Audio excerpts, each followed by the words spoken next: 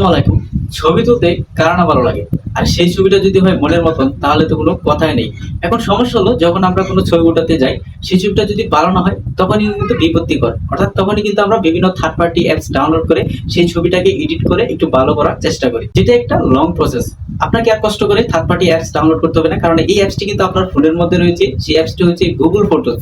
তো এখন থেকে কিন্তু আপনারা চাইলে এই গুগল ফটোস এর মাধ্যমেই আপনার ফটোর সমস্ত এডিট কিন্তু আপনারা করতে পারবেন। তো কিভাবে করবেন চলুন আপনাদেরকে গুগল ফটোস এর যে ফিচার গুলো নতুন অ্যাড হয়েছে সেই ফিচার গুলো সম্বন্ধে আপনাদেরকে কিছু ধারণা দেই। তার আগে সবার কাছে রিকোয়েস্ট করবো, যারা আমার এই ভিডিওটি ফেসবুক পেজ থেকে দেখছেন তারা অবশ্যই পেজটিতে ফলো করে দেবেন, আর যারা ইউটিউব চ্যানেল থেকে দেখছেন তারা অবশ্যই চ্যানেলটিতে সাবস্ক্রাইব করে দেবেন। আর হ্যাঁ, আপনার যদি মনে হয় এই ভিডিও থেকে আপনি কিছু শিখলেন তাহলে অবশ্যই কিন্তু ভিডিও নিচে কমেন্ট করে জানাবেন আর ভিডিওটা সবার সাথে শেয়ার করে দিবেন। তো শুরুতেই আপনারা আপনাদের মোবাইল থেকে এই যে গুগল ফটোস যে অ্যাপসটা আছে এই অ্যাপসটা ডাউনলোড করে নেবেন। আর এই অ্যাপসটা আমি আপনাদেরকে দেখাচ্ছি, যাদের মোবাইলে অলরেডি ডাউনলোড করা আছে তারা কিন্তু আপডেট করে নেবেন যদি আপডেট না থাকে। তো এটা কিন্তু আমার ফোনে আপডেট করা আছে, জাস্ট আমি এখান থেকে ওপেন করলাম। তো ওপেন করার পর আপনার মোবাইলের সমস্ত গ্যালারির যে ছবিগুলো রয়েছে এই ছবিগুলো কিন্তু এখানে শুরু করবে। আপনারা যে ছবিটা তুলেছেন এডিট করার জন্য বা কোনো ছবি এডিট করতে যাচ্ছেন সেই ছবিটা এখান থেকে আপনাকে সিলেক্ট করতে হবে। তো এক্সাম্পল এই দেখেন আমার সামনে কিন্তু এই ছবিটা আছে, আমি এই ছবিটা এখান থেকে সিলেক্ট করলাম আপনাদের দেখানোর জন্য যে এটা কিভাবে এডিট করতে হয়। তো এটা এডিট করার জন্য এই যে প্রথমে নিচে দেখেন একটা অপশন আছে এডিট, আপনারা এখান থেকে এডিট বাটনের উপর ট্যাপ করে দিবেন। তো নিচের দিকে একটু স্ক্রল করলে পেয়ে যাবেন টুলস নামের অপশন বা টুলস মেনু পেয়ে যাবেন, এটার উপর আপনারা ট্যাপ করবেন। তো ম্যাজিক এক নাম্বার আপনাদেরকে যে ম্যাজিকটা দেখাবো সেটা হচ্ছে এখানে দেখতে পাচ্ছেন ম্যাজিক ইরেজার নামে একটা অপশন আছে। এটা কিন্তু আগে ছিল না, নতুন একটি ফিচার। আপনারা এই ম্যাজিক ইরেজারের উপর ট্যাপ করে দিবেন। তো ম্যাজিক ইরেজারের উপর ট্যাপ করে দিলে এখন এই যে আমার ছবিটাতে দেখতে পাচ্ছেন একটা ছোট ভাই দাঁড়ানো আছে।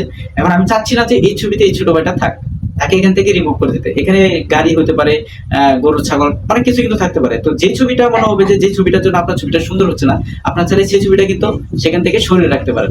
তো এখান থেকে এক্সাম্পল আমি এই ছোট ভাইকে একটু মার্ক করে দিলাম। দেখি ছোট ভাই এখান থেকে যায় কিনা।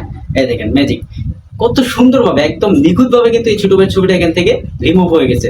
এখন এই শিল্পীতে কিন্তু শুধু আমি একাই রয়েছি। এখন এটা কিন্তু একটা কাজ। তো এখন এই কাজটা শেষ, এখন এখান থেকে আমি ডান করে দিলাম।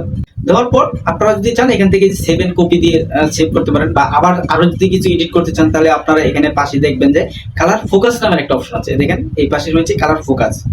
এই কালার ফোকাস অপশনটা যদি আপনি ইউজ করেন তাহলে এখানে আপনারা যে ছবিটা আপনারা দেখতে পাচ্ছেন এই ছবিটায় আমি চাচ্ছি যে আমার ছবিটায় কালার থাকবে, বাকি সবকিছু সাদা কালো হয়ে যাবে। তো এটা কিন্তু আমি পার্সেন্টেজ অনুযায়ী করাতে পারবো। তো এখান থেকে নিচে দেখেন যে একটা অপশন আছে 0, এই দেখেন আমি আস্তে আস্তে যদি এরকম 100% পর্যন্ত নিয়ে যাই, পিছনের সবকিছু কিন্তু সাদা কালো ব্যাকগ্রাউন্ড হয়ে গেছে। আর আমার ছবিটার মধ্যে কিন্তু এখানে কালার রয়েছে। তো আপনারা চাইলে কিন্তু আপনার ছবি অনুযায়ী ছবিটা কত পার্সেন্টেজ সুন্দর থাকে সে অনুযায়ী কিন্তু আপনারা রেখে দেবেন। তো এখান থেকে আমি 43 এখানে রেখে দিলাম এক্সাম্পল। তো রেখে এখান থেকে ডান অপশনের উপর ট্যাপ করে দিলাম। তো দুইটা সেই ফিচার আপনাদেরকে দেখালাম। এখন আরেকটা ফিচার দেখাই, এখানে দেখেন যে একটা অপশন আছে রোটেট ব্লার। জাস্ট এটার উপর যদি আমি ট্যাপ করে দিই, এই দেখেন পিছনের ব্যাকগ্রাউন্ডটা কিন্তু সম্পূর্ণভাবে ব্লার হয়ে গেছে। তো আপনারা যত পার্সেন্ট প্রয়োজন, এখানে দেখেন নিচে পার্সেন্টেজ আছে, আপনার যত পার্সেন্ট প্রয়োজন যে যতটুকু ব্লার হলে আপনার ছবিটা সুন্দর দেখায় ততটুকু পর্যন্ত কিন্তু আপনারা রেখে আপনাদের ছবিটা এডিট করতে পারেন। তো এখান থেকে আমি দেখেন এভাবে এখানে 30 পর্যন্ত রাখলাম। তো 30 পর্যন্ত পিছনে ব্যাকগ্রাউন্ডটা ব্লার অবস্থায় থাকলো। বাস এখান থেকে ডান করে দিলাম। তো ব্লার করে এর সাথেই দেখেন আরেকটা অপশন হচ্ছে পোর্ট্রেট লাইট নামে।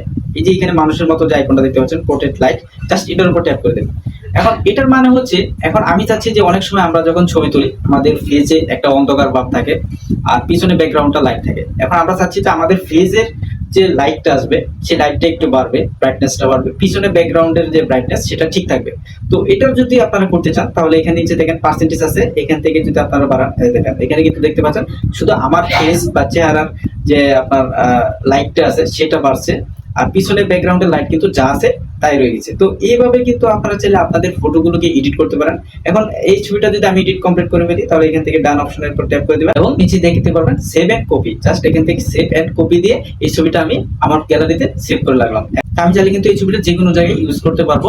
গুগল ফটোসের এই ফিচারগুলো যারা নতুন জানলেন তারা অবশ্যই ভিডিও নিচে কমেন্ট করে জানাবেন, আর ভিডিওটি কেমন লেগেছে অবশ্যই কমেন্ট করে সবাই মতামত জানাবেন। সবাই ভালো থাকবেন, সুস্থ থাকবেন। আসসালামু আলাইকুম।